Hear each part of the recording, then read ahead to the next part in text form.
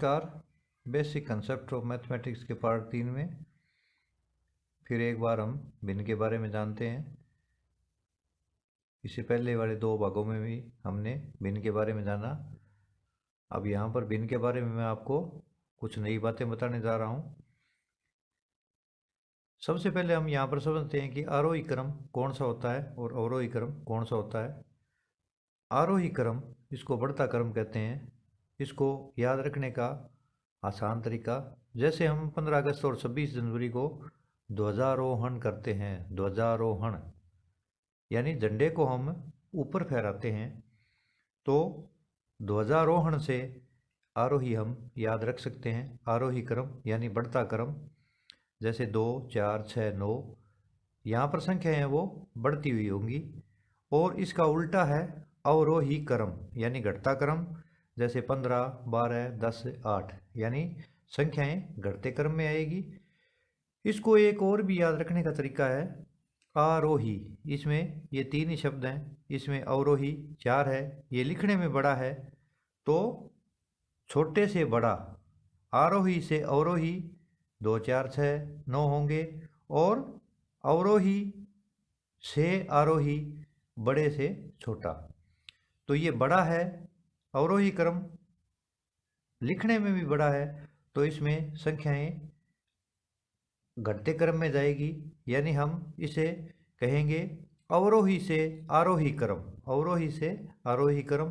और इसमें ये लिखने में छोटा पड़ता है आरोही, तो इसमें आरोही से अवरोही की ओर, ये 2, 4, 6, 9 आरोही से अवरोही की ओर लिखे गए हैं, और 15, 12, 10, 8 अवरोही से आरोही की ओर लिखे गए हैं। इसी तरह से ये संख्याओं का आरोही और अवरोही क्रम था। हम भिन्नों का भी आरोही क्रम और अवरोही क्रम लिख सकते हैं। तो सबसे पहला है यदि हर समान हो। जैसे यहाँ पर कुछ भिन्नें दी हुई है, 1/8, 5/8, 3/8। यहाँ पर हम देखते हैं कि सभी में हर समान है, 8, 8, 8, यानी अंश अलग अलग है और हर समान है। तो इसके अंदर यदि हर बराबर हो और इसमें जितना बड़ा अंश होगा उस भिन्न का मान उतना ही बड़ा होगा। अगर हर बराबर है तो जितनी बड़ी अंश है या जितना बड़ा अंश होगा उस भिन्न का माप उतना ही बड़ा होगा। तो आरोही क्रम का मतलब क्या हुआ? बढ़ते क्रम में तो यहाँ पर अंश 1 है तो ये सबसे छोटी है, उसके बाद में 3/8 और उसके बाद में 5/8। तो ये यहाँ पर हमने बढ़ते क्रम में लिख दी है कि अगर हर बराबर है, भिन्नों का हर समान है सभी का, जैसे यहाँ पर सभी का 8, 8, 8 है, तो अंश बड़ा भिन्न बड़ी, अंश बड़ा भिन्न बड़ी। यहाँ पर हम ये याद रख सकते हैं कि जिसका अंश बड़ा है वह भिन्न बड़ी है। तो यहाँ पर हमने आरोही क्रम में लिखा है, तो आरोही क्रम में सबसे बड़ी ये होगी, फिर उससे छोटी, फिर उससे छोटी, यानी आरोही क्रम हमारा बढ़ता क्रम होता है। और इसी को मैं अगर अवरोही क्रम में लिखूं तो 5/8 पहले आएगा, फिर 3/8 और फिर 1/8। इसमें जैसे ये लेते हैं अपने 1/5, 3/5, 4/5, 7/5, 11/5, इन सभी में क्या है? हर समान है। तो अंश बड़ा 11 है, तो ये भिन्न है वो सबसे बड़ी है, यानी ये बढ़ते क्रम में हो गई, अंश बड़ा भिन्न बड़ी। और उदाहरण ले लेते हैं अपने 1/7, 3/7, 13/7, 11/7, 7/7। तो इसको आरोही क्रम में लिखना है। आरोही क्रम जैसा कि मैं ऊपर आपको बता चुका हूँ, बढ़ता क्रम होता है, यानी ऊंचे क्रम में ले जाना है। सबसे पहले छोटी, फिर उससे बड़ी, फिर उससे बड़ी, और अंत में सबसे बड़ी। जैसे ध्वजारोहण, हम तिरंगा झंडा है वो ऊंचा फहराते हैं, तो आरोही क्रम आरोहण या आरोही, इसको याद रख सकते हैं। तो इसमें सबसे छोटी अंश छोटा है 1, उसके बाद में 3, उसके बाद में 7, फिर 11 और फिर 13। तो ये जो 13/7 है वो सबसे बड़ी हो जाएगी, ये इसका आरोही क्रम हो जाएगा। तो अंश बड़ा भिन्न बड़ी, अंश बड़ा भिन्न बड़ी। इसी को अगर अवरोही क्रम में हम लिख चाहते हैं तो 13/7, 11/7, 7/7, 3/7 और 1/7 है। इसको उल्टा करके लिखेंगे तो वो अवरोही क्रम हो जाएगा। इसके बाद में आते हैं भिन्नों का आरोही क्रम यदि अंश समान हो, बढ़ते क्रम में लिखना। मैं इसको एक ही साइड में समझा रहा हूँ ताकि हमें याद रहे कि अगर हम आरोही क्रम में लिखना सीख जाते हैं तो अवरोही क्रम उसका उल्टा होता है। अब ऊपर वाले में हमने क्या था, सबका हर समान था और यहाँ पर अंश समान। जैसे ये एक उदाहरण है, 1/12, 1/23, 1/5, 1/7, 1/50, 1/9, 1/17। तो इसके अंदर हमें क्या चीज़ याद करनी है, क्या ध्यान रखना है।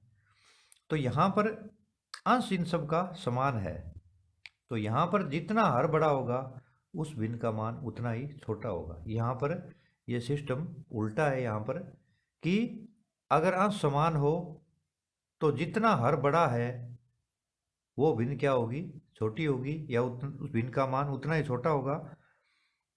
तो जैसे ये अलग अलग दिए हुए हैं, तो यहाँ पर हमें क्या करना है, अगर अंश समान हो या अंश बराबर हो तो हर बड़ा होगा, भिन्न छोटी होगी। ऊपर वाले में क्या था, अंश बड़ा भिन्न बड़ी, अंश बड़ा भिन्न बड़ी। तो इसके अंदर सब में हर समान था। अगर अंश बराबर है तो हर बड़ा भिन्न छोटी, तो 1/50, फिर इसके बाद में 1/23, फिर 1/17, फिर इसके बाद में 1/12, फिर 1/9, फिर 1/7 और अंत में 1/5। यानी ये इसका बढ़ता क्रम हो गया। आरोही क्रम में हमने भिन्न को लिख दिए। इसके बाद में नेक्स्ट और लेते हैं अपने एक उदाहरण, 3/7, 3/11। इसके अंदर अंश सबका समान है, अंश बराबर है। तो यहाँ पर हमें क्या याद रखना है, हर बड़ा होगा, भिन्न छोटी होगी। हर जिसका सबसे ज़्यादा है, भिन्न वो उतनी ही छोटी होगी। तो यहाँ पर जो 17 है सबसे बड़ा है हर इसके अंदर, तो ये सबसे छोटी है, फिर उससे बड़ी, फिर उससे बड़ी, फिर उससे बड़ी, फिर उससे बड़ी, फिर उससे बड़ी, और अंत में 3/2। इसके अंदर क्या है, जो हर है वो सबसे छोटा है। तो इसको हमने यहाँ पर बढ़ते क्रम में हमने लिख दिया है। इसके अंदर हमें ये दो बातें हैं वो याद रखनी है कि अगर हर बराबर हो तब कैसे लिखेंगे और अंश बराबर हो तो भिन्नों को हमें कैसे लिखेंगे। यहाँ पर थोड़ा सा हमें ध्यान दे करके इसको याद करना है कि अगर हर बराबर है तो हम कैसे लिखेंगे और अंश बराबर है तो हमें भिन्नों को कैसे लिखेंगे। ये मैंने एक ही क्रम में समझाने का प्रयास किया है। आरोही क्रम में अगर हम लिख सकते हैं तो अवरोही क्रम तो उसका उल्टा होता है, यहाँ 3/2। अब अगर इसको अवरोही क्रम में लिखने को कहे तो यहाँ क्या है, हर बड़ा भिन्न छोटी, तो सबसे छोटी इसके अंदर सबसे बड़ी 3/2 है, वो क्या होगी, सबसे बड़ी 3/2 सबसे बड़ी। यहाँ पर हर बड़ा भिन्न छोटी, तो ये क्या है, सबसे बड़ी, यानी हर है वो छोटा होगा, तो ये क्या हो जाएगा, अवरोही क्रम में 3/2 पहले लिखेंगे तो हम इसको है वो अवरोही क्रम में लिख सकते हैं। अब यहाँ पर जैसे दो भिन्नें दी हुई है उसमें छोटी या बड़ी भिन्न कैसे ज्ञात करना है, दो भिन्नों में बताना। जैसे 4/9 और 3/9 है, तो इसके अंदर क्या करेंगे, हमें ये वैदिक विधि से यहाँ समझाया गया है। हम यहाँ पर क्या करेंगे कि अंश को, पहली के अंश को दूसरी के हर से गुणा करेंगे और पहली वाली के नीचे लिख देंगे। तो यहाँ पर पहली वाली का अंश 4 है, 4 × 36, ये इसके नीचे लिख दिया। अब दूसरी का अंश है, इसको पहली वाली के हर से गुणा किया तो 3 × 27, तो यहाँ पर 36 बड़ा है 27 से, इसको बोलेंगे 36 बड़ा है 27 से। तो यही फार्मूला इसमें लगाएंगे और इसमें भी ये निशान लगा देंगे कि 4/9 भिन्न है वो 3/9 से बड़ी है। मुंह खुला इसमें बड़े की तरफ रहता है, और इसको आप चोंच मान सकते हैं, ये छोटे की तरफ रहेगी। मुंह खुला है इसका, ये जो मुंह है इसका, ये बड़े की तरफ रहेगा।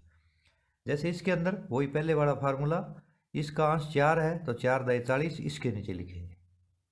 पहली वाली का अंश दूसरी वाली के हर से गुणा करके यहाँ लिख देंगे, दूसरी वाली के अंश को पहले वाली के हर से गुणा करके दूसरी वाली के नीचे लिख देंगे, यानी जिसका अंश लेंगे उसी के नीचे लिखेंगे।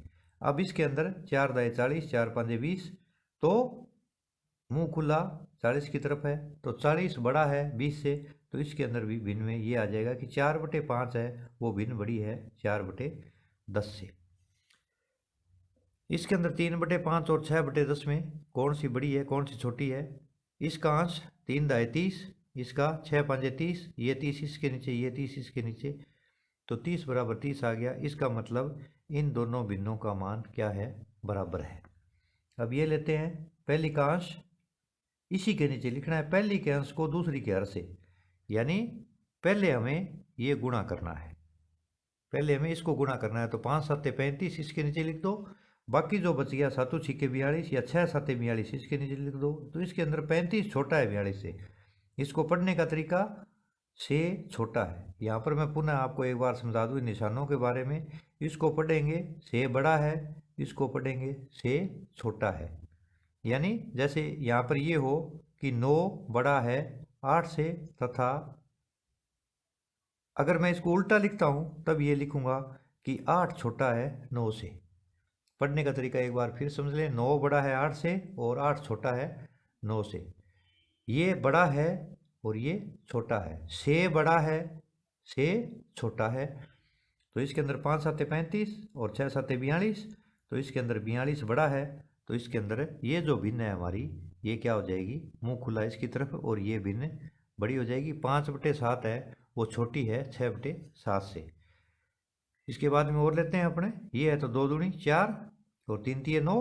तो यहाँ पर 9 बड़ा है, यानी 4 छोटा है 9 से। तो इधर से पढ़ें तो 9 बड़ा है 4 से, तो इसके अंदर भी यही निशान लगेगा कि 2/3 छोटी है 3/2 से। इसके बाद में जैसे मैंने आपको पहले बताया था कि भिन्नों का हमें योग भी करना होता है, घटाव भी करना होता है, भिन्नों का गुणा भी होता है, भिन्नों का भाग भी होता है।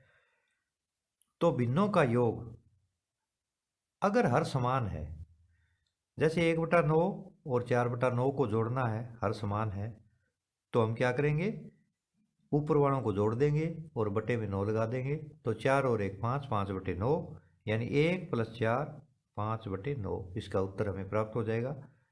7/15 में 2/15 जोड़नी है, तो यहाँ पर भी क्या है? हर इनका समान है, तो ऊपर वाले जोड़ दो। 7 और 2 9, तो 9/15 है। इसको हम काटेंगे, 3 का पाटा जाता है, 3 तिये 9 और 3 पंजे 15।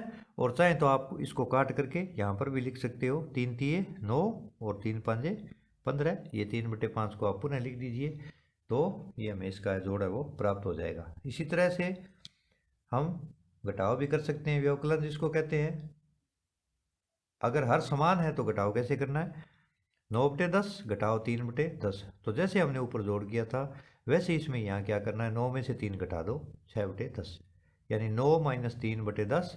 9 में से 3 गया 6, 6/10। इसको जब हम काटेंगे, 2 का पाड़ा 2 तिये 6 और 2 पंजे 10, तो 3/5 हमें फाइनल उत्तर प्राप्त हो जाएगा। यहाँ पर भी 19/5 में से 4/5 घटाना है, हर इनका समान है। तो 19 - 4/5, 19 में 4 गया 15, 15/5। अब जब मैं इसको काटता हूँ तो 5 एकम 5 और 5 तिये 15। यहाँ फिर समझ लें, यहाँ हमें प्राप्त होगा 3/1। 3/1 का मतलब 3 ही होता है। यहाँ पर ये ध्यान रखें कि कोई भी जो अंक है उसके पटे में 1 लगा करके हम इसको P/Q के रूप में लिख सकते हैं। यानी ये सभी क्या है? परिमेय संख्याएं कहलाती है। अगर बटे में 1 लगा दें तो जितने भी हमारे अंक हैं या संख्याएं हैं, चाहे वो प्राकृत हो, चाहे वो पूर्ण हो, चाहे माइनस वाली हो, पूर्णांक हो, सभी के बटे में 1 लगा करके हम इनको P/Q के रूप में भी लिख सकते हैं, जिसका अध्ययन आप है वो आगे की कक्षाओं में करेंगे, कक्षा 9 और कक्षा 10 में। ये उसका बेसिक नॉलेज है। तो 5 तिये 15 कट करके ये हमें 3 प्राप्त हो जाएगा। तो पहले हमने योग और व्यकलन किया था, घटाव किया था, जोड़ घटाव किया था कि जब हर समान था। अब भिन्नों का योग यदि हर भिन्न भिन्न हो, जैसे 1/2 में 3/5 जोड़ना है, तो यहाँ पर हम देखते हैं कि इसका हर 2 है और इसका हर 5 है। तो इसका करने का तरीका, आप 2 को 5 से गुणा कर दीजिए। यहाँ पर मैंने 2 को 5 से गुणा का निशान लगा करके लिख दिया है। अब यहाँ पर हम देखेंगे कि 2 यहाँ पर है, इस 2 को छोड़ दीजिए। अंश को 1 को 5 से गुणा कर दीजिए, जोड़ है बीच में जोड़ लगाएंगे। अब यहाँ पर 5 दिखाई दे रहा है तो इस 5 को छोड़ दीजिए, अंश को 2 से गुणा कर दीजिए। यानी जिसके बटे में 2 है तो 2 छोड़ना है, अंश को इससे गुणा करना है, बटे में 5 है तो 5 छोड़ना है, 3 को 2 से गुणा करना है। अब इसको आगे हम सरल करते हैं, 5 एकम 5 प्लस का प्लस, 3 दूनी 6 बटे में 2 पंजे 10, तो 6 और 5 11, 11 बटे 10 है, हमें हमारा उत्तर है वो प्राप्त हो जाएगा। अब ये उदाहरण लेते हैं अपने, जैसे 4 बटे 3, इसके अंदर 2 बटे 5 जोड़ना है, तो इस वाले तरीके से ही जो हर है वो 3 गुणा 5 लिख देते हैं, ये बटे की लाइन है वो लंबी लगा लेते हैं। उसके बाद में हम क्या करते हैं, ये जो 3 है ये छोड़ देते हैं, ऊपर 4 है इसको इस 5 से गुणा कर देते हैं, प्लस है तो प्लस लगा देते हैं। उसके बाद में देखेंगे हम इसके नीचे हर इसका 5 है तो ये 5 छोड़ देंगे, अंश को जो बाकी बचा है उसे गुणा कर देंगे, 2 गुणा 3, तो ये हो गया 4 पंजे 20 प्लस का प्लस और 2 तिये 6, 20 और 6 यहाँ पर हो गए 26, 26 बटे 15, हमें हमारा उत्तर है वो प्राप्त हो जाएगा। नेक्स्ट उदाहरण लेते हैं, अगर ज़्यादा संख्याएं हो, जैसे इसके अंदर दिया हुआ है 1/3, 1/4, 1/5, हम हमारा तरीका वही रखेंगे, बटे के अंदर 3 गुणा 4 गुणा 5, तो बटे के अंदर 3 गुणा 4 गुणा 5, यानी जितनी भी संख्याएं दी हुई है इसमें 3 दी हुई है हर के अंदर, तीनों का बटा लगा करके 3 गुणा 4 गुणा 5 इस तरह से हम लिख देंगे। इसके बाद हम देखते हैं कि यहाँ पर 3 है और यहाँ पर 3 है, इसको छोड़ना है ऊपर वाले की तरह ही, बाकी क्या बचा, अंश 1 गुणा 4 गुणा 5, प्लस है तो यहाँ प्लस लगा देंगे, फिर यहाँ पर 4 है, यहाँ पर 4 है, इसको भूल जाओ छोड़ दो, तो 1 गुणा 3 गुणा 5, फिर यहाँ पर आते हैं तो 5 है, इस 5 को छोड़ दो भूल जाओ है ही नहीं, तो ऊपर क्या है 1 गुणा 3 गुणा 4, बाकी जो दो दो संख्याएं बचती है, यानी जो हर में है इसके बटे में 3 है तो पहले वाली में 3 नहीं लेना, दूसरी वाली में 4 नहीं लेना, तीसरी वाली में 5 नहीं लेना, तो जो पहला पद हम लिखेंगे इसका वो लिखेंगे 1 गुणा 4 गुणा 5, दूसरा पद 1 गुणा 3 गुणा 5 और तीसरा पद 1 गुणा 3 गुणा 4।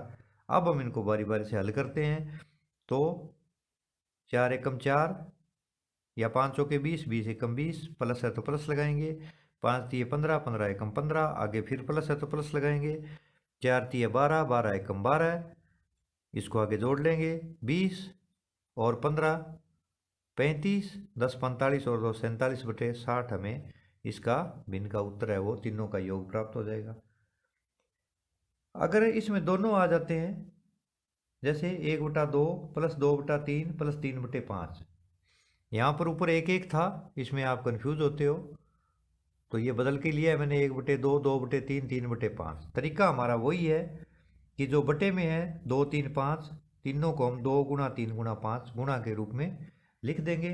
आगे वही तरीका, यहाँ बटे में 2 है, 2 को भूल जाओ, तो ये जो 1 का है इसके साथ 1 गुणा 3 गुणा 5 ये लिख दिया, 3 है तो 3 को भूल जाएंगे, यहाँ पर छोड़ देंगे, तो ऊपर 2 है तो 2 गुणा 2 गुणा 5, क्योंकि 3 इसमें नहीं लेना है, और यहाँ पर 5 है तो 5 हमने नहीं लेना है, तो ये 3 और गुणा 2 और गुणा 3। अब इसका आगे हम हल कर लेंगे, तो 5 तिये 15, 15 एकम 15, प्लस का प्लस लगा दिया, 5 दूनी 10, 10 दूनी 20, इसको इस साइड से भी आप गुणा कर सकते हो, 2 दूनी 4, 4 पंजे 20, चाहे इस साइड से गुणा कर दो चाहे इस साइड से गुणा कर दो, कोई फर्क नहीं पड़ेगा, फिर प्लस का प्लस लगा दिया, फिर 3 दूनी 6 और 6 तिये 18। अब इनको हम जोड़ लेंगे, तो 15 और 20, 20 10 30 और 5 35, 10 45, 5 50 और 3 53 बटे 30। शून्यांत विधि यहाँ पर हम काम में ले सकते हैं। ये 20 है, 15 में से आप 2 इसको दे दो तो ये भी 20 हो गए, 20 और 20 40, और यहाँ पर 13 बच गए, तो 40 10 50 और 3 53। जोड़ के अंदर हमें वो शून्यांत विधि काम में लेंगे तो हमारा जोड़ कभी भी गलत नहीं होगा और वो जोड़ हमारा आसान हो जाएगा। इसके बाद में हमें इसी तरह से भिन्नों का घटाव भी कर सकते हैं, व्यकलन भी कर सकते हैं। अगर हर भिन्न भिन्न हो तो इसके अंदर मैंने ये कुछ उदाहरण समान वाले लिए हैं कि जैसे 9/10 में 3/10, ये पहले हमने किए थे। पुनः मैं समझा रहा हूँ कि 9 में से 3 घटा दिया 6, 6/10, इसको जब काटेंगे तो 3/5। और इसके अंदर क्या है, हर भिन्न भिन्न हो, इसमें और इसमें क्या है, हर समान है। यहाँ पर मैं ये समझने का प्रयास कर रहा हूँ कि आप पुनः भूल न जाएं कि हर भिन्न भिन्न और हर समान क्या होते हैं, क्योंकि पुरानी जो बातें होती है हम अक्सर है उनकी याददाश्त है वो हमारी थोड़ी सी कम हो जाती है। तो इन दोनों सवालों में क्या है, हर समान है। यहाँ पर हर समान है, घटाव का है ये। इसमें 19 में से 4 घटाएंगे 15/5, ये पहले भी हमने किया था, 5 दिए 15 से ये कट जाएगा। अब नेक्स्ट में हम क्या लेते हैं कि हर भिन्न भिन्न हो, यहाँ पर अलग अलग भिन्न वाले हैं। व्यकलन, इसके अंदर क्या है, दो रकमों का भी घटाव हो सकता है और प्लस और माइनस दोनों भी आ सकते हैं। तो 1/2 प्लस 1/3 माइनस 1/6 करने का तरीका हमारा वही है। हम नीचे लिखेंगे 2 गुणा 3 गुणा 6, 2 गुणा 3 गुणा 6, ये लिख लिया। अब यहाँ पर हम देखेंगे 2 है तो 2 नहीं लेना, 1 गुणा 2 लेना नहीं है, गुणा 3 गुणा 6, प्लस है तो यहाँ पर ये प्लस हम लगा देंगे।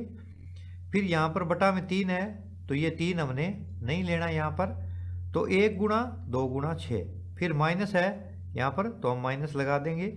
1 ये लिख लेंगे गुणा 6 है तो 6 नहीं लेना, गुणा 2 गुणा 3 ले लेंगे हम। इसके बाद में 6 3 18, 18 एकम 18, प्लस का प्लस, 6 दूनी 12, 12 एकम 12, माइनस का माइनस, 3 दूनी 6, 6 एकम 6। अब यहाँ पर हम आगे इसको हल करेंगे, 18 और 12 हमारे 30 हो गए, घटाव का निशान 6 हो गए। इसका मतलब क्या है, 30 में से 6 घटाना है। या हम जो माइनस और प्लस के लेते हैं तो उसमें ये भी ध्यान रखेंगे कि आगे जा कर के हमें थोड़ा माइनस का और उसका भी ध्यान रखना पड़ेगा जोड़ घटाव में। तो यहाँ पर अगर हम ये ध्यान दें ये प्लस का 30 है तो ज़्यादा प्लस के कितने ज़्यादा है 24, या 30 में से 6 जो हमारा पारंपरिक तरीका है घटाने का, 30 में से 6 घटाए 24।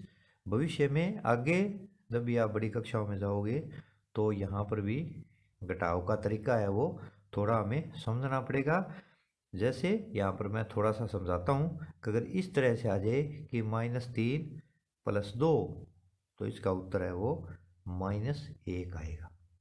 तो यहाँ पर किसके ज़्यादा हैं, माइनस के कितने ज़्यादा हैं, 1 ज़्यादा है। क्योंकि मैं इसको इस तरह से भी लिख सकता हूँ कि -1 -2 + 2, तो इसका उत्तर यानी -3 के मैंने 2 टुकड़े कर दिए, -1 और -2, ये 2 से 2 कैंसिल, क्या बच गया हमारा -1। तो ये भी महत्वपूर्ण है, बीच में मैंने आपको एक छोटी सी जानकारी दी है, इसका भी ध्यान रखेंगे। अब यहाँ पे 12 दूनी 24 और 12 तिये 36, ये काट करके भिन्न को हम सरल रूप में लिख सकते हैं। यहाँ पर एक अन्य तरह का सवाल है, 3 सही 1/2। अब क्या आप जानते हैं ये कौन सी भिन्न है, इसमें से घटाएंगे 1 सही 3/4, ये कौन सी भिन्न है, क्या आप बता सकते हो। तो अब हमें यहाँ पर ये याद आ जाना चाहिए कि ये इसके अंदर 3 सही 3 बार सही भाग जाता है, एक शेष बचता है 2 बार, तो ये मिश्रित भिन्न या मिश्र भिन्न है। तो हम इसको सरल करेंगे। सबसे पहले सरल करने का तरीका हमें याद आ गया होगा, 2 तिये 6, 6 और 1 7, ऐसे टेढ़ा पाड़ा पढ़ करके ऊपर वाला जोड़ना, 2 तिये 6, 6 और 1 7, माइनस का माइनस लगा देंगे, 4 एकम 4, 4 और 3 7, 7/4। आगे वही तरीका, बटे वाली जो संख्या है जो हर है 2 गुणा 4 लिख लेंगे। अब यहाँ पर 2 है तो 2 को छोड़ना है, तो अंश को 7 को इस 4 से गुणा करना है, माइनस का माइनस लगा लिया। यहाँ पर ये 4 है, इस 4 को छोड़ दो तो 7 को 2 से गुणा कर लेंगे। फिर आगे हल करेंगे, 7 चौके 28, माइनस का माइनस, 7 दूनी 14, 28 में से 14 जब घटाएंगे तो 14 बचेंगे, बटे में 8, इसको हम काटेंगे तो ये 2 से कट जाता है, 2 7 14 और 2 चौके 8, 7/4 हमें हमारा उत्तर प्राप्त हो जाता है। और ये जो 7/4 है ये क्या है, विषम भिन्न, ये कौन सी है? विषम भिन्न। इसको पुनः मिश्र भिन्न में हम बदल सकते हैं। मिश्र भिन्न में वो कैसे बदलेंगे? 4 एकम 4, एक बार भाग सही गया, 3 शेष बच गया, तो एक सही 3/4, 4 एकम 4, 4 और 3 7। तो ये पुनः मिश्र भिन्न बन गई, 4 एकम 4 और 3 7। इसका करेंगे तो विषम भिन्न। हमें पुनः ये याद रखना चाहिए कि विषम भिन्न को मिश्र भिन्न में और मिश्र भिन्न को विषम भिन्न में हमें बदल सकते हैं। तो यहाँ पर हमने भिन्नों के बारे में छोटी छोटी जानकारियाँ प्राप्त की कि भिन्न क्या है, बटे वाली संख्या को भिन्न कहते हैं, यानी जिसे हम अंश बटा हर के रूप में लिखें वो भिन्न कहलाती है। एक होती है उचित भिन्न, तो ये कौन सी है? उचित भिन्न, अंश छोटा हर बड़ा, ये तो हो गई उचित भिन्न हो गई हमारी, ये उचित भिन्न है। और ये कौन सी होगी? विषम भिन्न, इसमें अंश बड़ा हर छोटा। इसको हमने किस में बदला? मिश्र भिन्न में। और मिश्र भिन्न को पुनः हम किस में बदल सकते हैं? विषम भिन्न के अंदर हमें बदल सकते हैं। तो यहाँ पर हमने ये भिन्नों से संबंधित है इन भागों में छोटी छोटी जानकारियाँ हैं वो प्राप्त की। इसके अंदर ये भी एक तरीका है भिन्नों का जोड़ घटाव करने का, और दूसरा तरीका भी है इसका लघुत्तम लेकर के भी हम इसका जोड़ घटाव है वो कर सकते हैं। तो यहाँ पर अगर लघुत्तम लेकर के करेंगे तो 2, 3 और 6 का हम लघुत्तम निकालेंगे। ये तरीका भी आसान है, कोई मुश्किल नहीं है। और अगले पार्टों में भी मैं आपको ये क्लियर करूँगा कि लघुत्तम निकाल करके भी हम भिन्नों का जोड़ और घटाव कर सकते हैं। वो भी सीखेंगे हम कि लघुत्तम कैसे निकालते हैं, महत्तम कैसे निकालते हैं। लघुत्तम समापवर्त्य होता है, महत्तम समापवर्तक होता है, शॉर्ट में लेस है और मैस है लिखते हैं। इसको अंग्रेजी में एलसीएम और एचसीएफ भी कहते हैं। इसी के साथ आज का ये टॉपिक यहीं पर समाप्त होता है। धन्यवाद।